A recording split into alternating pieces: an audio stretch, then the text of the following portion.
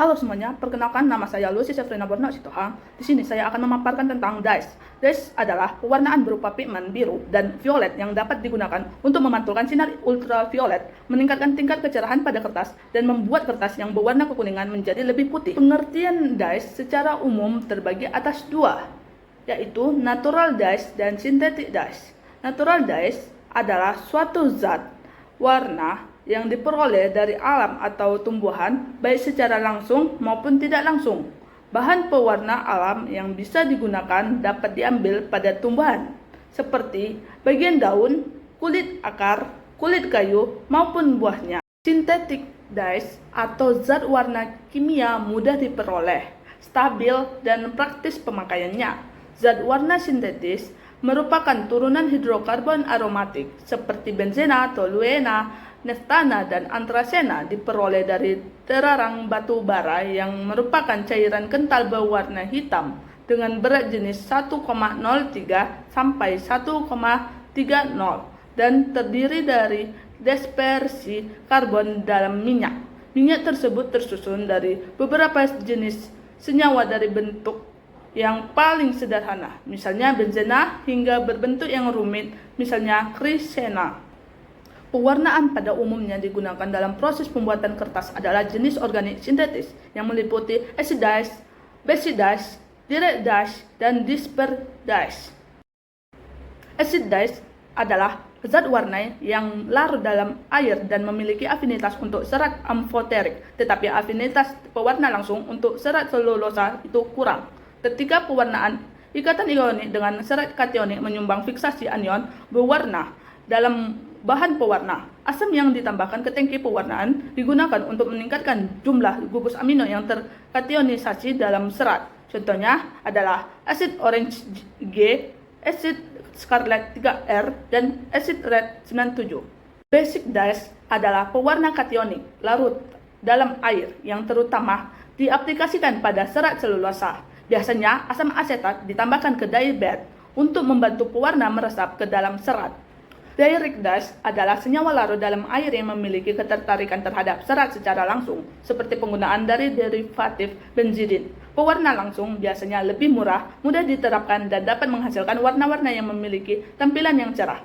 Pewarna langsung umumnya adalah garam natrium yang berasal dari pewarna azo yang di dalamnya telah mengandung gugus sulfur. Pewarna ini tidak sesuai untuk mewarnai wood containing stok karena zat pengkilap kayu dapat menghalangi keseragaman dalam pemberian warna dalam kertas. Disperse dyes pada awalnya dikembangkan untuk proses pencelupan selulosa asetat yang dapat dilarutkan di dalam air. Pewarna akan digiling halus dan ditambahkan dengan dispersing agent yang akan menghasilkan pewarna pasta atau dengan disemprot yang akan menghasilkan pewarna bubuk. Penggunaan utamanya adalah untuk pewarna pada polyester, tetapi juga dapat digunakan untuk mewarnai nilon, triasetat selulosa, dan serat akrilik. Dalam beberapa kasus pencelupan, zat pewarna ini akan diperlukan hingga mencapai suhu 130 derajat Celcius dan dye bed dengan tekanan yang terkendali. Ukuran partikel yang sangat halus akan memberikan area permukaan luas yang dapat membantu pelarutan untuk memungkinkan penyerapan oleh serat. Tingkat pencelupan secara signifikan dapat dipengaruhi oleh pemilihan dispersing agent yang digunakan selama proses grinding. Dalam penerapannya terdapat dua metode pencelupan, yakni metode pencelupan kering dapat dilakukan dengan memasukkan bubuk zat warna secara langsung ke dalam pulp, sedangkan pada metode pencelupan basah dapat dilakukan dengan melarutkan bubuk zat warna ke dalam air panas dengan suhu 80 hingga 90 derajat Celcius dan kemudian akan dicampurkan ke dalam pulp.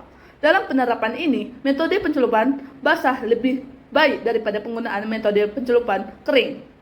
Yang pertama, solvent red 25. Zat pewarna berupa solvent red 25 tidak dapat larut di dalam air, akan tetapi larut dalam etanol dan aseton. Pada umumnya, zat warna ini digunakan untuk pewarna lilin, pewarna karet, pewarna minyak, pewarna plastik seperti polyvinyl klorida, selulosa asetat, acetone, dan sebagainya, serta dapat juga digunakan untuk mewarnai cat. Kedua, black paper dye. Black paper dye ini adalah pewarna khusus untuk impregnated paper, kertas karton hitam, dan kertas kantong buah. Zat pewarna ini memiliki tingkat kegelapan yang tinggi, kilap yang bagus, pewarnaan yang kuat, fluiditas yang baik, daya penutup yang baik, penetrasi yang kuat, dan kualitas yang stabil. Ketiga, Acid Black 194. Acid Black 194 adalah sebuah zat pewarna yang dapat larut di dalam air dan dapat berubah menjadi warna merah dan hitam. Pada umumnya, zat pewarna ini biasanya digunakan untuk wol, serat poliamida, sutra, dan pencelupan serta percetakan kain campurannya. Acid Black 194 ini merupakan zat pewarna yang baik untuk kain nilon dengan performa dalam pewarna yang baik dan juga dapat digunakan untuk pewarna kulit, pewarna kertas, serta pewarna kayu. Penyimpanan zat pewarna ini harus disimpan di tempat yang sejuk, kering, berventilasi, jauh dari paparan sinar matahari dan sumber panas. 4. Liquid Red Dye. Liquid red dye dapat larut di dalam air dan larutan airnya berwarna merah muda dengan fluoresensi kuning hijau. Liquid red dye ini merupakan suatu jenis pewarna yang berada di kelas tinggi dan dapat digunakan dengan fosfotungsten aluminat untuk membentuk kolam dengan karakteristik tahan luntur, cahaya yang tinggi, warna yang cerah, daya pewarnaan yang kuat, dan transparansi yang baik. Oleh karena itu, zat pewarna berupa liquid red dye ini banyak digunakan dalam pewarnaan kertas dan kosmetik, serta dalam mewarnai kolam dan sutra, kertas lilin, kertas mesin tik, kertas glossy di industri kertas, pewarna kembang api, pewarna kapas, pewarna kayu, dan lain-lain. Pewarna merah cair ini dapat bereaksi dengan asam molit dan fosfotungstik untuk membentuk kolam berwarna. Kelima, liquid green dye. Liquid green dye merupakan suatu zat pewarna yang biasanya digunakan sebagai zat pewarna pada kertas, kapas, zat warna obat nyamuk bakar, dan warna bagi telur. Zat pewarna ini memiliki keunggulan dalam beberapa hal seperti kandungan padat yang tinggi, ketahanan pada suhu tinggi, pewarnaan yang baik, leveling yang baik, dan proses pengaplikasinya yang sederhana serta dapat diandalkan. Demikian pemaparan dari saya mengenai tentang DASH pada mata kuliah preparasi bahan kimia.